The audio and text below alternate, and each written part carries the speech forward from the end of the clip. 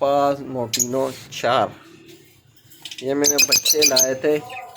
अभी ये सिर्फ इसके 15 दिन रहेंगे और इनमें एक दूसरे के दाना देना शुरू कर दिया है। अभी ये बिल्कुल इनके सर देखें आप, बिल्कुल लालू हैं। ठीक है, इसका मतलब ये बिल्कुल ब्रीडिंग पे आए हुए हैं। तो एक 5-10 दिन में इनके मैं मटकियाँ लगा दूंगा, तो इंशाल्लाह ये भी ब्रीडिंग करेंगे।